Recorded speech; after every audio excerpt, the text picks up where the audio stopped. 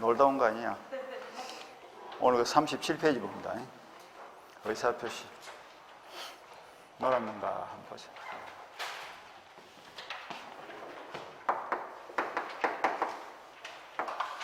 법률행위를 만들기 위해서는 몇 가지 요소가 필요하죠? 자, 그러면 계약을 체결하기 위해서는 몇 가지 요소가 필요하다? 일단은 계약을 체결하는 누가 있어야 돼요? 당사자인 사람이 있어야 되고, 또 목적을 정해야 되고, 또 의사표시를 통해서 합의하는 절차가 필요하다 그랬죠? 그래서 이 세 가지가 존재하는 것만으로도 1단계로 법률행위가 성립이 된다. 그래서 이 세 가지를 말한다? 성립 요건이다 라고 했죠. 성립이 되었으니까 그 다음 단계로 넘어가서 성립된 법률행위가 제대로 된 효력을 발생할 것인가 따지는 단계가 2단계. 무슨 요건? 효력 요건. 그래서 효력 요건을 갖추면 내가 원하는 대로 효력이 발생할 것이고, 효력 요건을 못 갖추면 어떻게 될까? 법률행위는 성립되었다 할지라도 효력이 제대로 발생하지 않겠죠. 그지? 그럼 효력이 제대로 발생하기 위해서는 또 세 가지를 따져보는데, 당사자인 사람은 어떤 사람이어야 된다? 능력을 갖추는 사람이어야 돼. 갖춰야 될 능력이 몇 가지죠? 권리 능력, 의사 능력, 행위 능력. 요 세 가지 능력을 완벽하게 갖춰야 되고, 그 다음에 당사자 정한 계약의 목적은 어떻게 정해야 된다? 확정, 가능, 적법, 타당해야 된다 이죠. 그 다음에 오늘 배워야 될 거 의사표시. 의사표시가 무슨 말이에요? 내 생각을 드러낸다 이랬죠. 그럼 속으로 결정한 것을 밖으로 드러낼 때 어떻게 드러내야 돼? 마음속으로 결정한 것과 내부적으로 드러난 것이 일치되도록 해야 된다. 속, 마음과 그 행동 일치해야지. 속과 그것이 다르면 안 된다 했죠? 일치되고, 의사를 결정할 때 하자가 있어야 돼요? 없어야 돼? 하자가 없어야 되겠죠? 요 가지가 완벽하면 효력 요건을 100% 갖춘 거예요. 완벽한 효력 요건을 갖추면 그 결과 효력이 발생하는데, 그게 뭐다? 내가 원하는 대로 권리 변동이 일어난다. 이 권리 변동이 법률 효과예요. 그런데 법률행위 단계에서 권리 변동의 단계로 넘어가는 문턱이 있다 치고, 효력 요건을 완벽하게 갖추면 문턱을 넘어가겠죠? 문턱을 순조롭게 넘어갔다 뭐예요? 유효. 내가 원하는 대로 효력이 발생했다 이런 뜻이에요. 그런데 법률행위 성립 요건을 갖췄는데 2단계 효력 요건을 따져보니까 효력 요건을 제대로 못 갖춘 거예요. 그럼 효력 요건을 제대로 못 갖추면 권리 변동이라는 효력이 제대로 발생한다 안 한다? 안 하겠죠, 그지? 그래서 권리 변동의 문턱을 아예 못 넘어간 걸 말한다? 무효. 넘다가 걸쳐 있는 걸 말하죠? 어중간한 것을 취소 가능 이렇게 표현했어요. 그런데 무효하고 유효는 확정적인 것이기 때문에 다시는 바뀌지 않습니다. 그런데 취소 가능은 확정이다, 유동이다? 이거는 유동이죠. 취소 가능을 다른 말로 우리가 유동적 유효다라고 했어요. 어떻게 될지 모르지만 일단은 효력을 주는 거예요. 그런데 이것이 나중에 확정적 유효로 바뀔 수도 있고 소급에서 무효로 바뀔 수도 있는데 어떻게 하면 유효가 될까? 추인을 하면 유효가 될 수 있고, 어떻게 하면 무효가 되지? 취소를 해버리면 소급에서 무효가 될 수도 있다 이죠. 그런데 지금 현재는 어떻다? 유동적 유효다. 어떻게 될지 모르지만 일단은 효력이 있다. 이게 취소 가능의 뜻이에요. 그럼 시험은 유효가 나와요? 무효 취소가 나와요? 무효 취소가 시험에서 물어본다. 그지? 항상 시험 문제가 끄트머리에 뭐야? 어떤 효과가 발생할 것인가 이런 물어보겠죠? 그러면 완벽하면 유효가 될 것이고, 그렇지 못하면 무효 취소가 될 것인데, 완벽한 행위를 한 것은 시험에 낼 필요가 없죠. 문제될 것이 없으니까. 그래서 문제는 항상 무효 또는 취소 가능이 되는데, 그럼 어떤 경우에 무효가 되고 어떤 경우에 취소 가능이 될 것인가 하는 것은 논리적 문제가 아니고 선택의 문제이기 때문에 국회에서 어떻게 정하는가에 따라서 각 나라마다 사정이 같다 다르다 그랬죠? 그럼 우리나라는 어떻게 정했냐? 권리 능력이나 의사 능력이 없는 행위를 하면 그때는 어떻게 하기로 했다?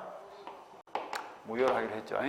행위 능력이 없는 행위를 하면 취소 가능하기로 했어. 그럼 구체적으로 행위 능력이 없는 자는 누구죠? 미성년자 이런 거 봤다, 그지? 의사 능력이 없는 자 누구 봤어? 만취자 이런 거 봤죠, 그지? 제법 잘하네. 그걸 하면 된다. 그럼 목적은 확정 가능 적법 타당해야 되는데 그렇지 못하면 어떻게 된다? 무효가 된다. 그래 전문적으로 요까지 본 거예요. 구체적으로 타당성이 없단 말이 무슨 말이에요? 마음속으로 생각해 보세요. 좀 이따 다시 물어보기로. 이제 한참 이따 반사회적 행위 이러면 안 되고 바로 이야기를 해야 돼. 반사회적.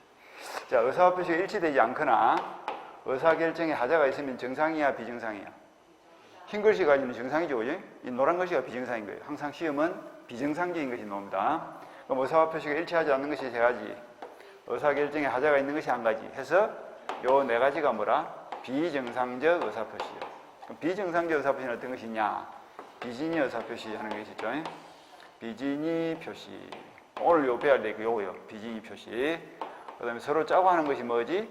통정, 허위 표시 하는 것이 있고, 그 다음에 차고 하는 것도 있고, 그 다음에 사기, 강박 하는 것도 있다.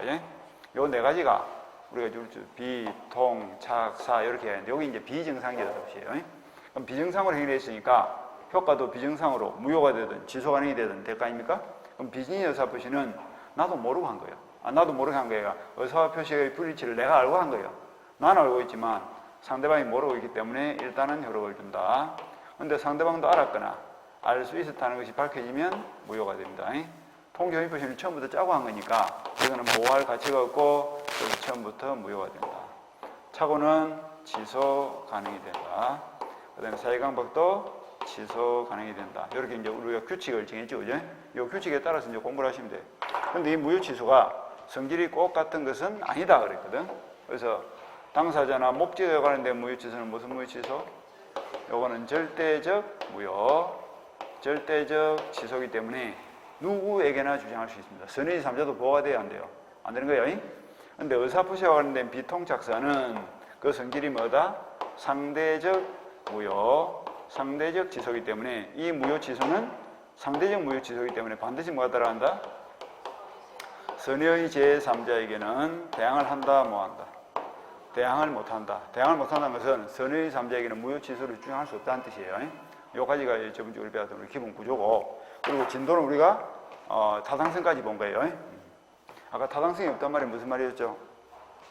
반사회적 행위, 다른 말 고치면 선량한 풍속에 어긋나는 행위, 공서양속에 반하는 행위, 사회질서에 위반되는 행위인데 우리가 외웠다, 그죠? 타당성이 없는 것도 외워보세요. 쭉 외워봐. 궁사, 정융, 계생 딱 외우려 했는데 외우지도 않고, 궁사, 정융, 계생 6개에 해당되면 그것이 뭐다? 반사회적 행위로서 유효다, 무효다. 무효인데 질이 좋아요, 나빠요? 질이 아주 나쁜 무효이기 때문에 이행하기 전이라면 이행할 필요가 없고, 무효는 뭐예요? 재건 제목 없다는 뜻이죠? 그러니까 이행할 필요가 없는 거예요. 근데 이행을 했다면 어떻게 된다? 일반적인 무효는 돌려주세요. 이렇게 부당이득 반환을 청구할 수 있는데 103조에 해당되는 무효는 부당이득 반환 청구가 된다, 안 된다? 불법 원인 거부에 해당되기 때문에 반환 청구를 할 수 없다 이러죠? 그렇게 딱 정리를 하고 있어야 된다니까. 적법하지 않으면 무효입니다. 적법하지 않다 할 때 법의 의미는 강행법규, 임의법규. 강행법규를 말하고, 강행법규는 다시 효력규정과 단속규정이 있는데 효력규정을 위반하면 효력을 줘, 안 줘? 안 줘. 단속규정을 위반하면? 단속규정 무슨 생각이 나요? 포장마차 생각나죠? 그건 단속권이 없기 때문에 효력은 주는데 처벌은 받는다 이랬죠? 딱 알고 오셔야지. 가능 반대말이 뭐죠? 불능 아이가. 그러니까 가능하지 않단 말이 뭐야? 불능이죠? 그럼 불능에는 어떤 것이 있어? 원시적 불능도 있고 후발적 불능도 있는데 원시적 불능은 효력을 줘, 안 줘? 원시적 불능이 무슨 말입니까? 계약을 성립하기 이전에 이미 불능이 된 거죠. 지구상에 있는 물건, 없는 물건. 없는 물건을 사고 팔았으니까 그 계약은 유효다, 무효다? 무효니까 재건 채무가 없고, 따라서 이행할 날짜가 되더라도 이행할 필요가 없고, 이행을 했다면 부당이득 반환을 청구한다 이랬죠. 후발적 불능은 유효, 무효? 후발적 불능은 유효죠. 있는 걸 사고 팔았으니까. 유효니까 재건 채무가 있고, 따라서 이행을 해야 되는데 현실적으로 이행을 못한다면 이행을 못하는 그 채무자에게 잘못이 있는가 없는가를 따져서 채무자의 잘못으로 이행을 못했다 그러면 어디가? 채무 불이행으로 가고, 채무자의 잘못이 없으면 위험 부담으로 간다 이랬죠. 확정은 지금 오늘 꼭 확정돼야 됩니까? 이행기까지 확정될 수 있으면 됩니까? 이행기까지 확정될 수 있는 방법과 기준만 정해져 있다면 계약을 맺을 당시에는 꼭 계약의 내용이 확정될 필요는 없다. 쭉 그렇게 하고 있습니다. 사례를 붙여가면 되는 거예요. 그럼 오늘은 의사표시를 보는 거야. 의사표시. 다시 봅니다. 의사표시가 무슨 말이죠? 어떻게 드러내야 돼? 무엇이 무엇과 일치돼야 된다고? 마음이 일치돼야 된다고? 마음이 일치되는 게 아니고 마음과 행동이 일치돼야지. 마음이 일치되는 게 아니고 내 마음과 내 행동이 일치돼야 된다고.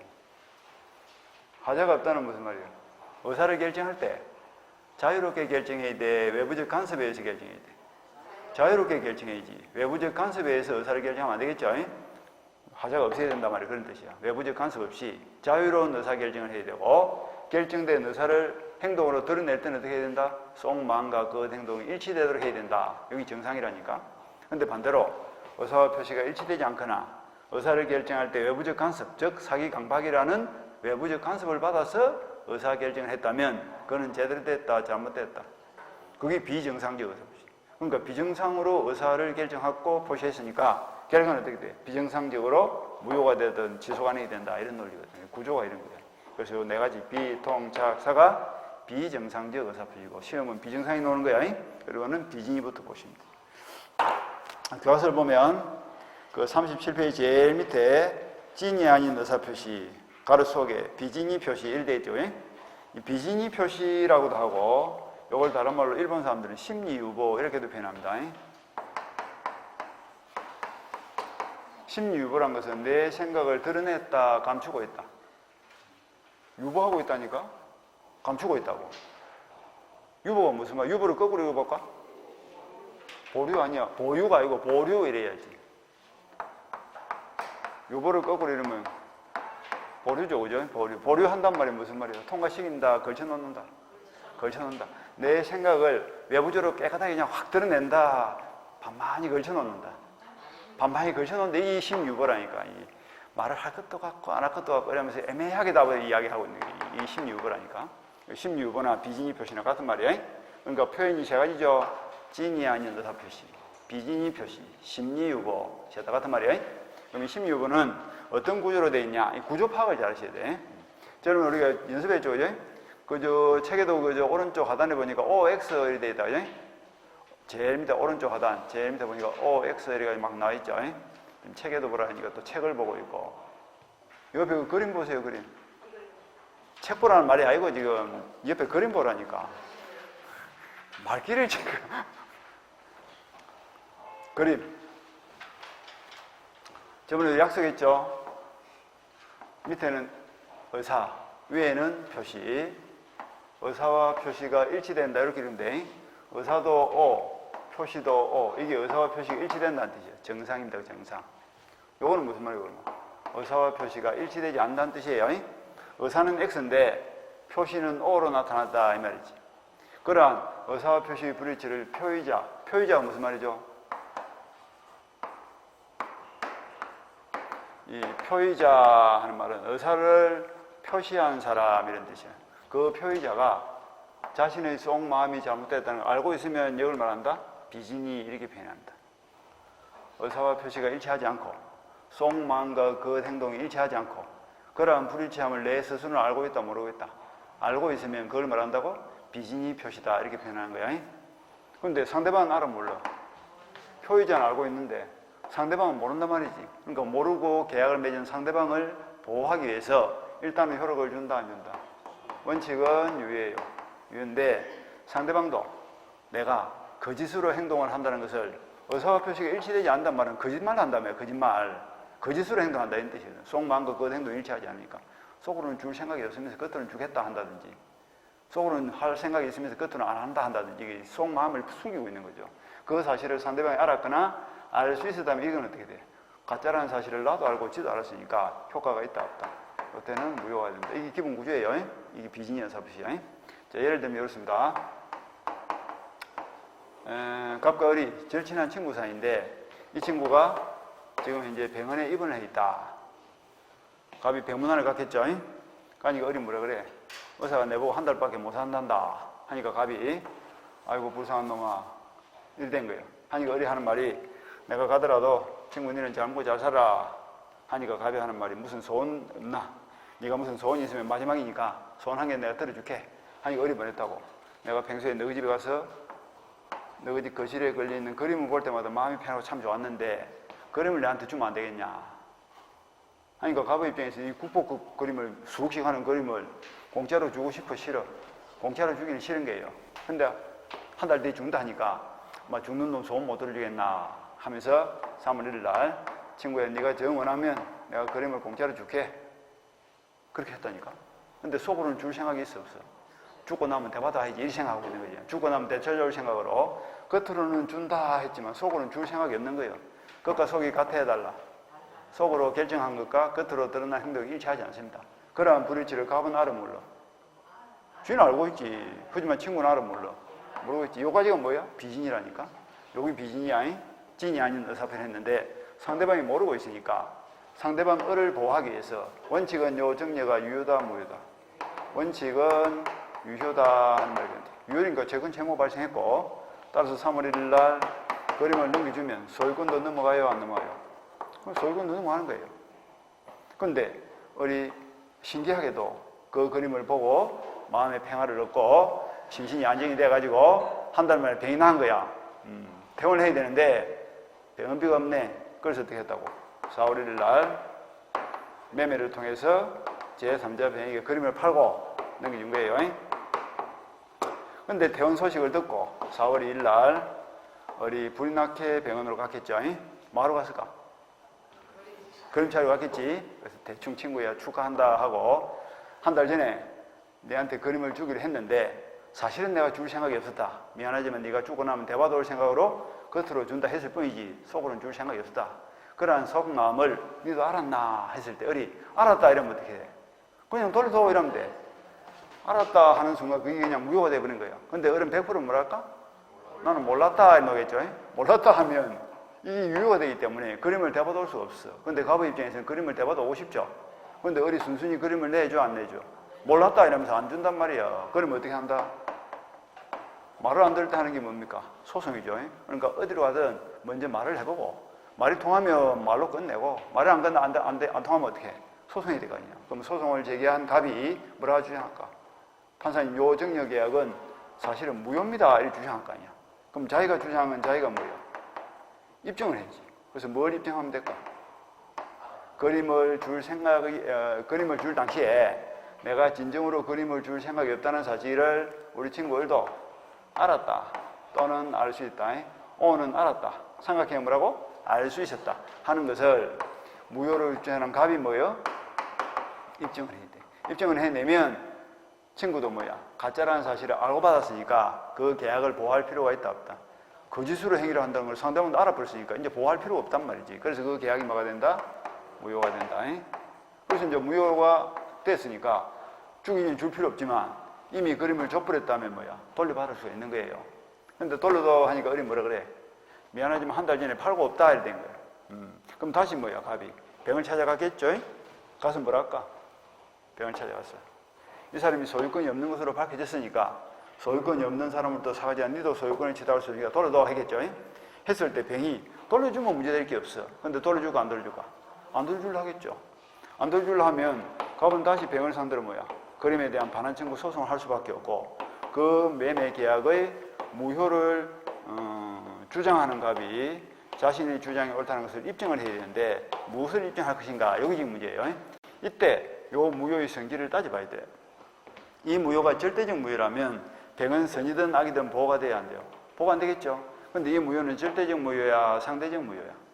지금 의사포시와 관련된 무효니까 상대적 무효죠. 상대적 무효는 매매를 할 당시에 제3자 병이 선일 때는 보호가 돼야 안 돼. 보호가 되고 악일 때는 보호가 돼야 안 돼. 보호가 안 된다 이런 뜻이죠. 이게 아까 말한 대로 선의 3자에게는 무효를 주장할 수 없으니까 선의 3자가 무효 주장으로부터 벗어나니까 보호가 된다 이런 뜻이에요. 그러니까 갑의 입장에서는 뭘 입증해야 될까? 병이 악이라는 걸 입증해야 되겠죠. 입증하면 이 사람이 보호가 안 되니까 그러면 대받아 할 수 있고 입증을 못하면 점유를 넘겨받는 것만으로도 선유로 추정되기 때문에 반환 청구를 한다 뭐 한다. 보호가 돼가지고 반환 청구를 못하는 거야. 그래서 무효가 상대적 무효다 하는 것입니다. 그러니까 오늘은 비진이 의사표시와 관련돼서 요 그림을 딱 이해하시면 되는 거야. 요 그림만. 읽어볼까요? 읽어봐. 의사와 표시가 일치되지 않고 그러한 불일치를 표의자가 알고 하면 그것이 뭐다? 비진이 표시다. 예를 들면 그림을 정리할 생각이 없이 겉으로 정리하겠다라고 표시를 했다면 그거는 뭐다? 비진이 의사 표시다. 비진이도 유효다, 무효다? 원칙은 유효다. 상대방 보호를 위해서. 근데 어떨 때는 무효가 된다?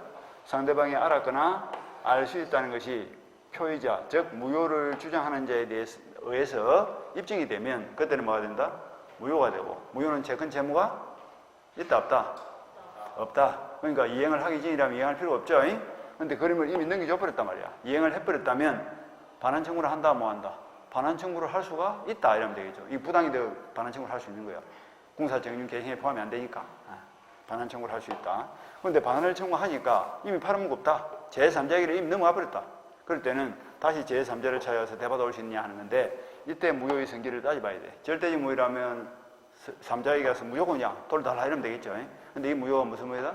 상대적 무효니까 제3자가 선일 때는 보호가 되고 악일 때는 보호가 안 된다. 그러면 제3자가 선인지 악인지 선인지 악인지 명확하지 않다. 그럼 입증을 누가 해야 될까? 무효를 주장하는 자가 제3자가 악이라는 걸 입증하면 되겠죠. 그렇게 바뀌면 여기까지가 비진이 표시. 봅시다. 그 밑에 조문이 있죠. 107조 1항을 봅니다. 의사표시는 줄 한번 쳐볼까? 표의자가 진이 아님을 알고 한 것까지 줄치고 여기까지 읽었죠? 의사와 표시 불일치를 표의자가 알고 했다. 여기까지가 뭐야? 비진이죠. 그지? 의사와 표시 불일치를 표의자가 알고 했다. 알고 한 것이라도 효력이 있다 없다? 효력이 있다 끊고 여기까지가 뭐예요? 원칙. 원칙은 유효죠. 왜 효력이 있을까? 상대방, 모르는 상대방을 보호하기 위해서. 그러나 가로를 묶고 그러나는 역접이요 순접이요? 국어도 조사해야 된다. 국어도 역접조사 아니야. 접속사가 이 역접 아니야. 접속사. 그러니까 앞에 유효로 끝났으니까 그러나 뒤에는 뭐로 끝나야 될까? 무효로 끝나야 논리에 맞잖아. 그지? 그러니까 그러나를 우리가 한자로 쓰면 뭐야? 단 이렇게 쓰는 거야. 단. 우리가 막 단서를 붙였다 이런 말 쓰죠. 이 단서. 그러니까 그러나 뒤에는 무효가 돼야 돼. 그럼 어떨 때 무효가 되느냐? 상대방이 표의자의 줄을 쳐 진이 아님을 알았거나 그나의 동을 치고 이를 알 수 있었을 경우 줄치고 그나가 또는이여 밑이여.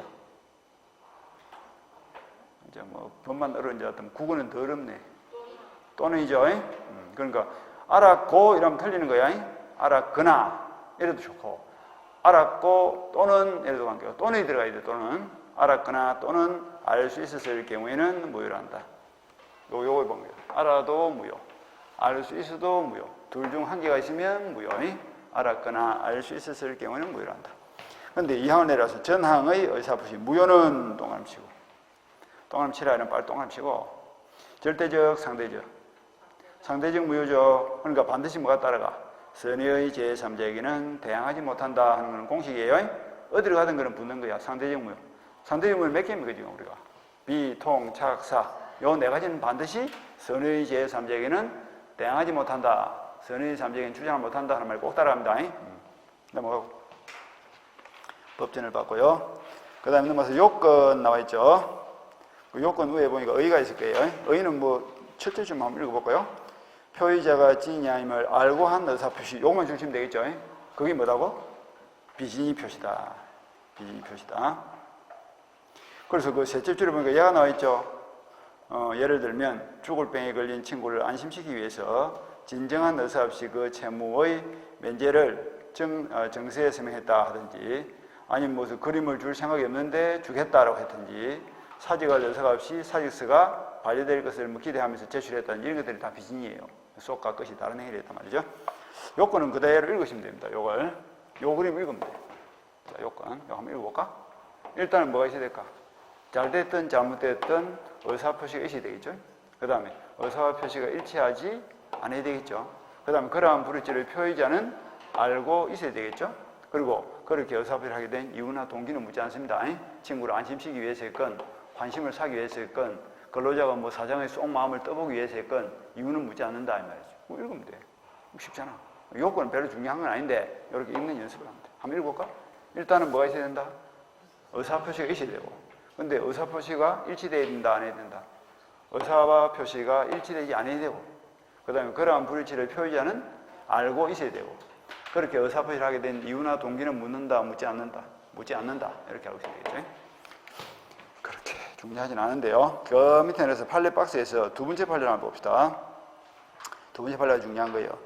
비진의 의사표시에 있어서 진의 동감치고, 진의의 의미 및 표의자가 강박에 의하여 정려의 의사표시를 한 경우에 비진의 표시에 해당하는지 여부, 이렇게 읽었죠. 근데 가로속에 보니까 뭐라 되어 있다? 소극 되어 있어. 이 소극이란 말은 부정 이런 뜻입니다. 비진의 의사표시에 해당된다, 안 된다? 안 된다, 이런 뜻이에요. 안 된다. 진의에 대한 개념에 대한 겁니다. 진의. 이게 이제 유명한 MBC 판례인데, 내용이 이렇습니다. 갑이라는 MBC 주주들이 있고, 을이라는 신군부, 군인들이 있는 거야. 지금으로부터 저 80년대로 올라갑니다. 79년도에 그 박정희 대통령이 사망하고, 그 다음에 12.12 쿠데타를 거쳐가지고, 전두환 노태우 군부 세력들이 정권을 잡은 거 아닙니까? 그때 이야기예요. 그때 언론을 장악할 목적으로 군인들이 MBC 주주들에게 저녁 식사를 초대했고, 가서 보니까 16절지 한 장에 주식 포기각서, 국가와 민족을 위해서 본인의 주식을 포기합니다. 도장 찍으라 이렇게 되는 거예요. 도장 찍고 싶어? 싫어? 싫어. 근데 안 찍으면 어떡해? 안 찍으면 뭐 엄청난 불이익을 당할 것 같고 목숨이 이대로 굴게 같죠? 그래서 마음속으로 뭐라 결정했다고? 찍는다. 주식을 어떻게 한다? 국가에 정리하자라고 의사를 결정했고, 표시도 어떻게 했을까? 찍었겠죠? 정리하겠습니다라고 표시했어. 속으로 결정한 것과 겉으로 드러난 것이 일치한다, 불일치한다? 일치하죠. 진이야, 비진이야. 요것이 진이다, 이런 뜻입니다. 그러니까 진이라는 것은 진정으로 원한다, 이런 뜻은 아닙니다. 지금 이 사람들은 진정으로 원했어, 원하지 않았어? 진정으로 원하지 않았지만 그 당시 상황에서는 주식을 포기하는 것이 최선의 방편이다 하는 판단하에 자기 스스로 뭐라 결정했다? 주식을 포기하기로 의사를 결정했고, 그리고 결정된 대로 표시했으니까 속으로 결정한 것과 겉으로 드러난 것이 일치한다. 이게 뭐라고? 진이다. 진이 뜻을 알겠죠? 진이는 진정으로 원한다는 뜻이 아니고 뭐라고? 결정된 대로 표시한다. 이게 진입니다. 그 결정 과정을 묻지 않는 거예요. 그렇게 알고 있습니다. 이제 봅시다. 그 밑에 까만 글씨 있습니다. 판례 공부를 할 때는 그 사례를, 상황을 잘 판단하고 보셔야 돼. 애올라 하지 말고, 그때의 상황에서 왜 이런 판례가 나왔냐, 연속 보듯이 말이죠. 스토리를 잘 알고 있으면 기억이 오래 가겠죠.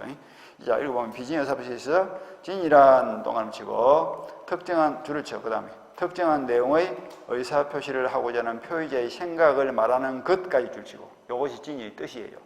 그것이지 표의자가 진정으로 마음속에서 바라는 사항을 뜻하는 것은 아니라 할 것이므로, 그 다음에 MBC 이야기가 나오고 있죠. 비록 재산을 강제로 뺏긴다는 것이 표의자의 본심에 잠재되어 있다 해도 표의자가 강박에 의해서, 군인들이 겁을 줬죠. 겁을 주니까 강박에 의해서나마 뭐 하기로?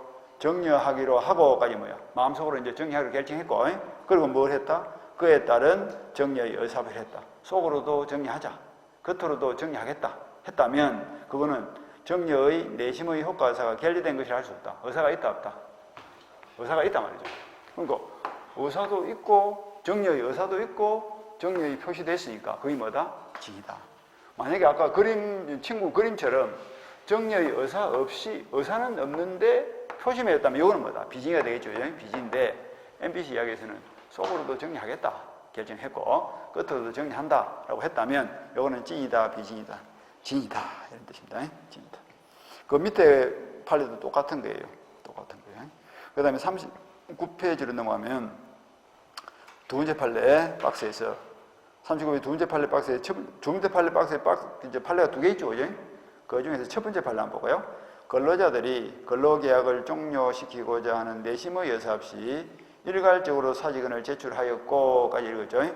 여기 무슨 판례냐면 퇴직금 중간정산 판례예요. 퇴직금 중간정산. 어쩌고? 그래야 기억이 오래가지. 퇴직금 중간정산이 왜 그래 됐냐? 요건 이제 무슨 이야기냐면 갑이라는 주식회사에 을이라는 근로자가 입사를 했는데 그 회사는 5년 단위로 퇴직금을 중간 정산을 합니다. 지역규칙이 이율되어 있는 거예요. 그러니까 5년째가 되면 회사가 뭐라 한다? 근로자를 보고 사직서를 내라. 그러면 퇴직금 받고 다음 날부터 재입사행식으로 다시 근무를 하면 된다. 이렇게 이제 이야기하는 거죠. 지역규칙에 5년 단위로 퇴직금을 자꾸 중간 정산하고 중간 정산하고. 그래서 5년째가 되니까 회사가 사직서를 내라 그랬어. 근로자가 사직서를 냅니다. 근데 사직서를 제출하는 근로자는 회사를 그만둘 생각이 있어요, 없어요? 없어요. 근데 겉으로는 그만두겠습니다라고 표시를 한 거 아닙니까? 그러한 속마음을 근로자만 알고 있다, 사장도 알고 있다. 사장도 알았거나 알 수 있었을 경우이기 때문에 비진이 의사표시죠. 비진이 의사표시로서 상대방도 알았거나 알 수 있었기 때문에 유효다, 무효다?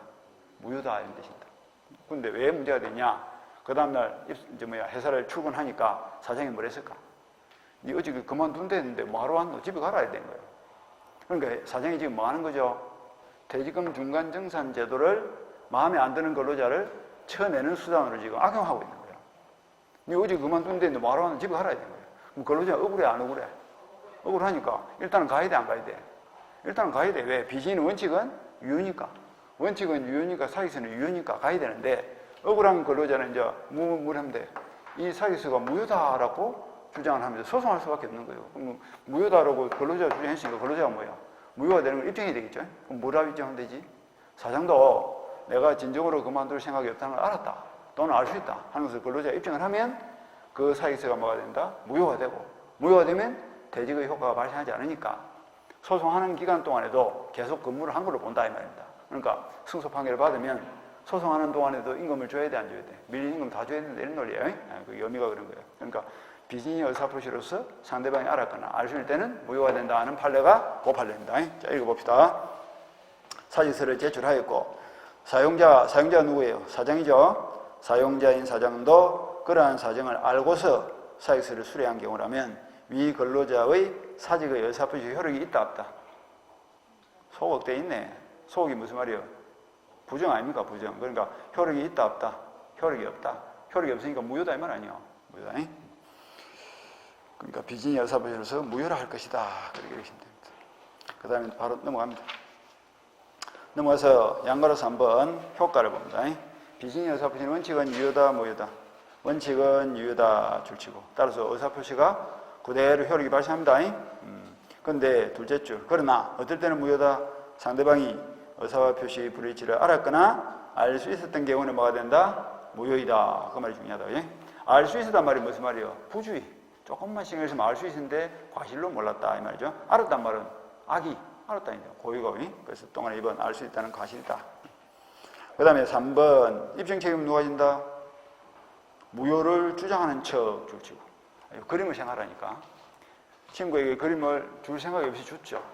근데 가서 병원에 가서 보니까 친구가 나와버렸어. 돌려달라는 게 안 돌려줘. 그럼 입증을 누가 해야 돼? 무효를 주장하는 자가 친구가 그림을 받을 당시에 내가 진정으로 줄 생각이 없다는 것을 알았거나 알 수 있다는 걸 입증을 해. 입증은 그림 무효를 주장하는 갑이 하는 거예요.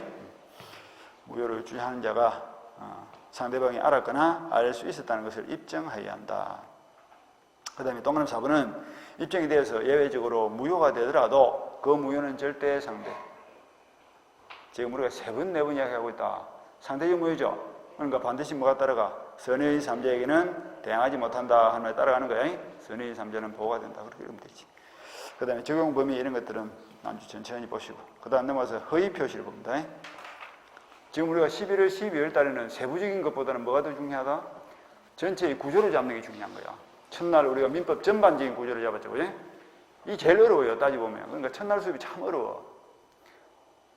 내 수업 자체가 첫날 수업이 어렵다고. 그 이유가 뭐지? 전체를 보는 눈을 키워야 되니까 그런 거야. 근데 눈이 하루 만에 떠지나? 그러니까 이걸 넉 달, 5달 보라는 말이 그런 뜻이에요. 표를 하루 만에 다 보라는 뜻이 아니야. 그냥 계속 반복을 해서 보면 볼수록 뭐야? 눈이 이제 밝아지고 커지고, 전체를 보는 눈이 생겨. 그러면 지금 우리가 이제 살을 붙여 나가잖아요. 이제 비진이에 관련된 살을 쭉 붙여봤죠. 그지? 그 다음에 이제 통계 허위 표시에 대해서 또 살을 쭉 붙여가면 되는 거야. 그에 대해서 이제 구조를 잡았잖아요. 비진이 이렇게 구조를 잡고 봤고, 그 다음에 통계 허위 표시 봅니다. 통정 허위 표시. 예.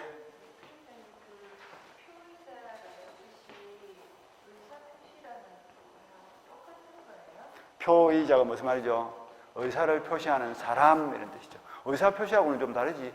그 사람이 마음속으로 결정하고 표시한 게 뭐고 의사 표시고 그 의사 표시를 한 사람이 누구라고? 표의자 이 말이지. 그 한자 적어줬잖아요. 이거. 표가 뭐예요? 의사 표시야, 이거 표시. 그러니까 의사를 표시가 뭐야? 표의잖아, 표의. 의사를 표시한 누구? 자는 사람 아니야, 사람. 요까지는 의사 표시고, 요건 의사 표시라는 사람이고, 같은 뜻이다, 아니다. 같은 뜻은 아니지. 책을 살랍니까? 뭐요? 청약 아니야. 그럼 나는 누구지? 표의자고. 책을 살랍니까? 하는 말은 뭐야? 청약을 의사표시고 그런 거지. 의사표시하고 표의자는 다른 거죠. 의사표시를 하는 사람을 표의자. 의표시입니다. 통정 의표시. 여기까지 온 거예요. 통정 서로 짜고서 거짓으로 의사표시를 했다. 자, 예를 들면 갑이 A로부터 1억을 빌리고 3월 20일 변제하기로 했다. 변제하기로 했다. 돈을 빌려주는 사람 이름이 뭐예요? 채권자. 돈을 빌리는 사람은 이름이 채무자 되겠죠. 그리고 3월 20일 날 돈을 갚기로 했어. 근데 채무자에게는 2억짜리 토지는 한 필지 있는데 현금은 한 푼도 없다. 그럼 이 정상적인 사람 같으면 어떻게 해야 될까? 그 땅을 팔아서라도 돈을 갚으면 되겠죠. 근데 이 사람이 정상이야, 비정상이야? 비정상이죠. 지금 우리가 정상을 배우고 있다, 비정상을 배우고 있다. 노란 것이 비정상이죠. 비정상적인 의사표시를 하는 사람은 정상이야, 비정상이야? 비정상이고, 정상적인 의사표시를 하는 사람은 정상이고 그런 거야. 우리는 정상이야, 비정상이야? 정상인데 왜 비정상을 배워야 될까? 앞으로 여러분들이 닥쳐올 사람들이 누구예요? 비정상인 사람들을 만날 가능성이 높기 때문에 비정상적인 사람을 만났을 때 내가 어떻게 대처를 할 것인가? 그래서 이제 공부를 하는 거예요. 중개사 개업을 해도 보면 오는 사람들이 정상적인 사람도 오지만 비정상인 사람들도 엄청 옵니다. 와가지고 막 살살 꼬시기도 하고. 꼬시키면 돼? 안 돼? 안 돼. 그러니까 버들가지처럼 살아라 이러잖아. 이렇게 흔들면 좀 넘어가는 척 해도 다시 돌아오고 여기 갔다가 다시 돌아오고 이렇게 해야지. 빳빳하면 돼? 안 돼? 장사하는 사람이 빳빳하면 장사 못 합니다. 그러니까 버들가지처럼 이제 흐느적 하면서도 중심을 잃으면 안 되는 거예요. 뿌리는 딱 받고 있을 때. 그러니까 비정상인 사람이 많이 온다고. 그랬을 때 저놈하고 행위를 이렇게 하면 어떤 결과가 나타날 것인가, 나는 어떻게 해야 될 것인가, 이걸 다 머리를 굴려가면서 답을 해야 되겠죠. 비정상이에요. 그러니까 땅은 빚은 가기 싫고 땅도 팔기 싫고 안 팔고 있으면 채권자가 뭐 할까? 이걸 개면에 내가 돈을 받아버리겠죠? 그러니까 강제 집행도 당하기 싫고 그래서 친구 오라고 짜고서 3월 1일 날 실제로 매매를 했다 안 했다? 안 했는데 끝으로는 매매가 좀 꾸미고 매매를 원인으로 친구 명의로 등기를 넘겼다. 쉽게 말하면 땅을 빼돌렸다 이런 뜻이에요. 재산을 은닉했다 이 말이죠. 근데 이 매매가 진짜야 가짜야? 가짜로 매매를 한 거죠. 그런 것을 뭐라 한다 우리가? 가장매매다 이렇게 표현합니다. 근데 그 가장매매의 구조를 보니까 사고 팔 생각이 있어 없어? 둘 다. 사고 팔 생각은 없는데 겉으로는 뭐야? 매매 계약서도 줬고 매매를 원인으로 등기를 넘겼으면 외부적으로 매매한 것처럼 보이는 거예요. 그러니까 속마음과 그 행동이 일치하지 않고 그러한 브릿지를 간만 알고 있다. 친구 을도 알고 있다. 서로 짜고 했으니까 친구 을도 알고 있지. 그래서 이 그림이 무슨 그림이고?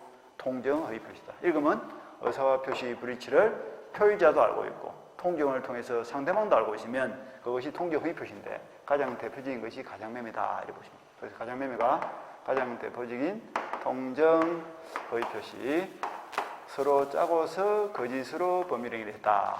이건 처음부터 유효야 무효야? 무효죠. 계약 자체가 무효니까 무효인 계약에서 넘어온 이 등기도 뭐가 된다? 무효가 되는 거예요. 그런데 이 무효는 103조 공사정융개생에 포함이 돼야 안 돼요.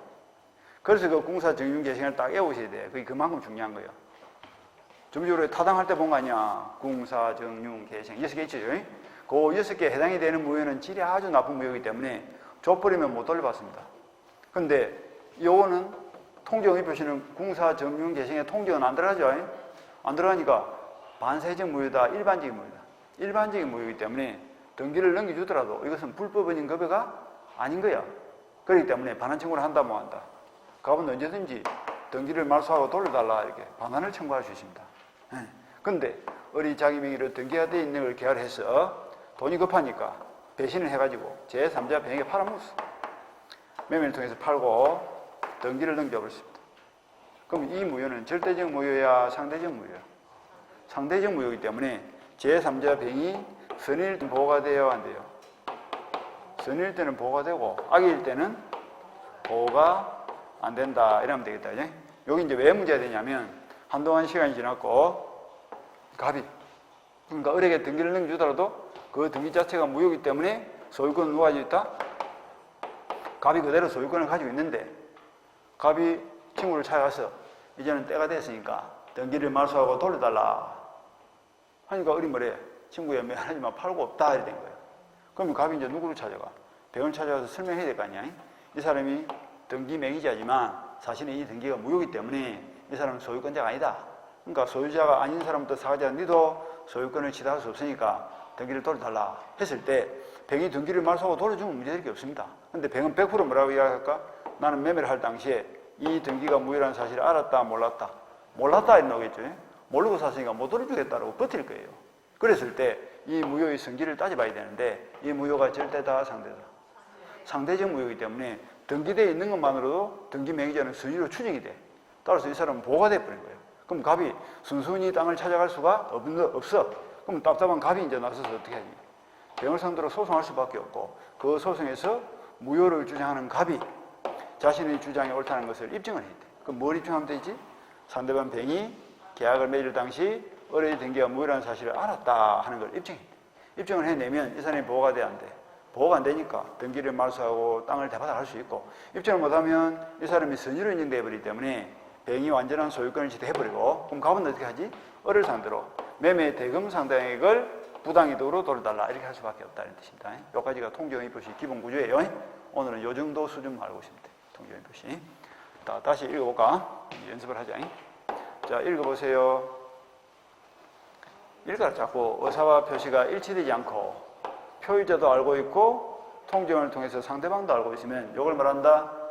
통정허위 표시다라고 하고 효과는 무효가 된다. 이렇게 되지. 그 무효가 절대야 상대야? 상대적 무효니까 반드시 뭐가 따라간다?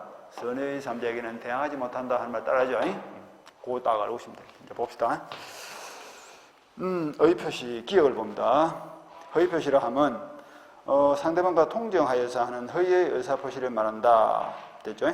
그리고는 니언을 봅니다. 채무자가 요 그림을 머릿속에 딱 읽고 읽으셔야 돼. 채무자 누구예요? 갑이죠? 채무자 갑이 채권자 A로부터 강제 집행을 면하기 위하여 타인 누구예요? 을이죠? 친구 을과 상의했단 말이 무슨 말이에요? 짰다 이 말이지. 서로 통정해서 부동산을 친구 을 명의로 매도한 것으로 하고 소유권 이전 등기를 한 경우가 그 예다 이래 되죠. 그림 요가 똑같죠, 그죠? 그러니까 채권자 A로부터의 강제 집행을 면할 목적으로 갑이 친구 을하고 가장매매 계약을 맺고 상의해서 등기를 넘겨버렸다. 요까지 본 거예요. 땅을 빼돌린 거. 그것이 가장 대표적인 통정 허위 표시입니다. 그리고는 바로 넘어가서 은닉행위 이런 건 나중에 공부를 많이 하고 나서 보시면 되고 요건을 보면 넘어가서 42페이지. 요거는 자꾸 요 그림을 읽는 연습을 하셔야 돼. 요 그림을 읽는 연습을 하라고. 그러니까 그 오른쪽 하단에 있는 OX를 자꾸 읽는 연습을 해야 돼. 잠깐 읽어볼까? 요거는 요 읽으면 돼. 일단은 뭐가 있어야 된다? 잘 됐든 잘못됐든 의사 표시가 있어야 된다. 그 다음 의사와 표시가 일치하지 않아야 된다. 그 다음 그러한 불일치를 표의자도 알고 있고 통정을 통해서 상대방도 알고 있고 그리고 그렇게 의사표시를 하게 된 이유나 동기는 묻지 않습니다. 지금 저는 강제집행을 멘탈하기 위해서 했건 아버지가 세금을 적게 내려고 실제로는 자식한테 정리하면서 매매한 것처럼 꾸며서 넘겼건 이런 관계없다. 세금 포탈이든 재산 은닉이든 이유나 동기는 묻지 않는다. 5개를 그냥 그대로 읽으면 되겠죠. 요거는 간단해요. 그러니까 이렇게 딱 읽으면 돼. 그리고 요거는 크게 뭐 시험에서 중요하진 않은데 큰 글씨만 한번 읽어볼까? 1번 뭐가 보여? 일단은 의사표시가 존재해야 되고 그 다음 의사와 표시가 일치하지 않아야 되고 그 다음 표의자는 진위와 표시의 불일치를 알고 있어야 되고 그 다음 상대방과 통정을 해서 상대방도 알고 있어야 되고 그 다음 그렇게 의사표시를 하게 된 이유나 동기는 묻지 않는다 이랬죠. 그래서 뭐 3자를 속이려도 하지만 그들은 동기는 묻지 않습니다. 그렇게 알고 있습니다. 거기까지 보시면 돼요. 효과를 봅니다. 넘어가서 43페이지. 효과. 통정의 표시는 원칙이 유효다 무효다? 무효죠. 그래서 첫째 줄. 허위 표시는 그 내용에 따른 효과가 발생하지 않는다 줄치고. 왜 무효입니까? 가짜라는 사실을 둘 다 알고 했으니까 이렇게 생각하면 되지. 무효죠. 그래서 동그란 1번 당사자 사이 효과. 그럼 여기서 당사자가 누굽니까? 그림을 봐. 책을 열심히 본다 해서 공부가 되는 건 아니고 그림을 읽으면서 자꾸 이 머릿속에 이해를 하셔야 된다니까. 아, 저런 상황에서는 어떻게 해야 되겠구나, 어떤 문제가 발생하는구나, 이렇게 하고 상황 판단을 잘 하셔야 돼. 그럼 여기서 당사자 누구예요? 갑과 을이지. 그러니까 통정 허위 표시를 한 당사자인 갑과 을은 그 매매 계약이 유효다 무효다? 무효다 이렇게 읽으면 되지. 그러니까 통정 허위 표시는 언제나 무효인데 이 무효는 반세적 무효에 포함이 돼 안 돼? 안 되니까 부당이득 반환을 청구한다 못한다? 한다 해야지. 공사 정륜 개생에 포함이 돼 안 돼? 안 되니까 반환 청구를 한다 뭐 한다? 한다. 공사 정륜 개생에 포함이 되면 반환 청구를 할 수가 없고 거기에 포함이 안 되면 반환 청구를 할 수 있는 거야. 그래서 기업 줄을 쳐. 당사자 사이에서는 언제나 무효 줄치고. 무효니까 채권 채무가 있어요 없어요? 계약이 무효란 말은 채권 채무가 없단 말이지. 따라서 이행을 하지 않으면 이행할 필요가 없고 그 다음 줄을 쳐. 이미 이행한 경우, 이게 중요한 거야. 이미 이행을 한 경우에는 부당이득 반환을 청구할 수 있다. 왜? 불법 은인 급여 반환에 해당된다 안 된다? 불법 은인 급여가 적용되지 않기 때문에 내리되죠. 불법 은인 급여가 뭐예요? 공사 정륜 개생에 해당되는 무효는 줘버리면 뭐가 된다? 이행을 해버리면 불법 은인 급여가 돼서 우리 저번 주에 뭐 첩계약 이런 거 봤잖아. 못 돌반다. 근데 이거는 거기에 해당이 안 되기 때문에 반환 청구를 할 수 있는 거예요. 여기까지 보시고 그 다음에 이제 쭉 내려서 동그란 2번을 봅니다. 당사자 사이에서는 그렇고 제3자에 대한 관계 이건 공식이죠. 통정 허위 표시 무효는 절대적 무효, 상대적 무효. 상대적 무효. 따라서 누구에게는 대항을 못한다? 선의 3자에게는 대항을 못한다. 그 말은 선의 3자에게는 무효를 주장할 수가 있다 없다? 무효를 주장하면서 돌려달라 할 수가 없다는 뜻이에요. 그러니까 덩달아서 선의 3자는 이제 보호가 된다 이런 뜻도 되겠죠. 아, 대항하지 못한다. 선의 3자는 보호가 된다. 선의 3자에게는 무효를 주장할 수가 없다. 전부 다 같은 이야기 아닙니까? 똑같은 말이지 그게. 그래서 그 셋째 줄 보세요. 둘째 줄 끝 중간부터 줄을 쳐. 따라서 당사자는 제3자에 대해서도 그가 선의 3자에 해당하지 않는 한 무효를 주장할 수 있다. 그럼 반대로 선의 3자에 해당하면 무효를 주장할 수 없다 이 말 아니야. 그걸 딱 알고 있습니다. 자, 넘어가고. 니은도 똑같은 이야기죠. 니은에도 무슨 말이 나와 있어요? 가장매매의 무효는 절대 상대. 상대해라. 머리가 지금 막 삐그덕 한다 지금. 다행이다. 그래도 삐그덕 소리가 나니까 다행이다. 그냥 막 꿈꾸던 전부들처럼 꼭 바뀌어가지고 꼼짝도 안 하고 있으면 이제 큰일일 텐데 그래도 찌그덕 하면서 돌아가니까 그래도 나아요. 기름 좀 더 치고 그러면 이제 난좀 매끌매끌하게 돌아가겠네. 멈춰 있으면 안 되는 거야. 머리가 확 박혀 있으면 안 돼. 그러니까 자꾸 통정이 표시인 무효는 무슨 무효다 이러면 상대적 무효 이렇게 자꾸 이야기를 해야 된다니까. 그래 이게 머리가 돈다니까. 머리가 안 돌아오시면 안 돼. 허위 표시인 무효는 상대적 무효이기 때문에 반드시 선의 3자에게는 대항하지 못한다. 이 공식을 따라간다니까. 줄을 쳐야지. 다시 본다. 니은. 가장행위 무효는까지 읽었죠? 자, 그 무효는 무슨 무효? 상대적 무효니까 어떤 결과가 나타났다고? 선의 3자에게는 대항하지 못한다. 하는 말이나 그 밑에 줄. 외관을 신뢰했단 말이 무슨 말이에요? 순위라 이 말 아니야. 몰랐다 이 말 아니야. 그러니까 그 사람을 보호하기 위해서 이런 제도를 두고 있다. 그리고 마지막 줄에 보니까 또 뭐야? 즉 상대적 무효다 이런 말도 나있죠. 예? 똑같은 이야기를 지금 하고 있는 거 아닙니까? 그러니까 그냥 깔끔하게 상대적 무효니까 비통착사는 반드시 선의 3자에게는 대항하지 못한다 하면 따라간다 이렇게 생각하면 되지. 여기까지 봤고. 예? 그리고 밑에 이제 판례 박스 밑에 보면 뭐 3자가 누구 뭐 이런 말이 쭉 나있죠. 예? 3자가 여기서 누구예요? 통정 허위 표시 당사자로부터 새롭게 권리를 취득한 자. 여기서 누구지? 뱅을 말하는 거죠. 통정 허위 표시 당사자로부터 새롭게 권리를 취득한 자가 3자다. 당사자는 3자가 아닐 것이고 포괄승계인도 3자가 아닙니다. 포괄승계가 무슨 말이죠? 상소가 아니에요. 상소. 이 상태에서 을이 죽어버렸어. 그럼 을의 아들한테로 상속이 됐을 거 아닙니까? 소송 치르고 나서 갑이 을의 아들을 찾아서 하는 말이 생전에 너 아버지 명의로 되어 있는 그 등기가 내가 빼돌려가지고 맡겨놓은 등기니까 돌려달라 하니까 아들이 하는 말이 아저씨 나는 모르고 상속받았으니까 못 돌려줍니다. 돼 안 돼? 안 된다고. 상속이 무슨 승계야? 포괄이 무슨 말이죠? 누가 전부 다 가르쳤노? 그대로 몽땅 이렇게 가르쳤는데 이전은 전부 다 이런 뜻이고 전부 다 주는데 이것저것 안 되고 그대로 몽땅 전부 다 주면 그게 포괄성계고 특정된 것만 전부 다 주면 그게 특정성계고 이렇게 첫날 가르쳐주는데 이 첫날 수업이 제일 중요하다니까 기초 개념을 탁 잡고 있어야 돼. 그대로 몽땅 넘어가니까 아버지의 지위가 자식한테로 그대로 넘어가니까 아버지와 자식은 한 명으로 본다. 다른 사람으로 본다. 같은 사람으로 보는 거야. 그러니까 상속인도 삼자다 당사자다. 당사자로 보는 거야. 따라서 선이라도 보호가 돼 안 돼? 보호가 안 돼.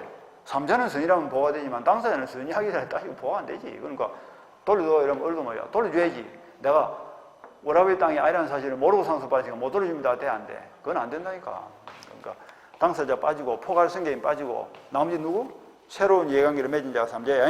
그래서 A번 보세요. 그 팔레박스 바로 밑에 있네. 제3자란 가로를 묶고 줄을 쳐봐. 당사자 및 포괄성계인 이외의자 이래 되잖아. 포괄성계인이 누구? 상속이죠. 그 이외의자로서 허위 표시를 기초로 새로운 이해관계를 맺은 자, 이 자가 삼자예요. 그리고 B번은 뭐 삼자는 아까 선이면 되면 되죠. 무과실이 필요는 있어 없어? 맨날 우리가 선의 삼자는 보호된다 그랬지 선이 무과실의 삼자는 보호된다 한 말은 없잖아요. 그러니까 무과실은 필요하다 필요 없다.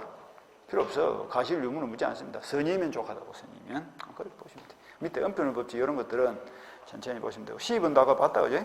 제3자가 등기명의가 되어 있으면 선의로 충되기 때문에 제3자가 선이다 악이다 다툼이 생기면 입증 책임은 누가 진다? 무효를 주장하는 자가 부담한다 했죠? 그런 거 쭉 보시면 되죠. 그 다음에 45번 45페이지 있는 것을 차고는 조금 쉬었다 합시다. 쉬는 시간에 이걸 머릿속에 딱 씌우고 지우지 말고 오늘도 계속 이걸 봅니다. 계속 반복해서 여기 머릿속에 확 들어갑니다. 그럼 구조가 잘 잡혀요.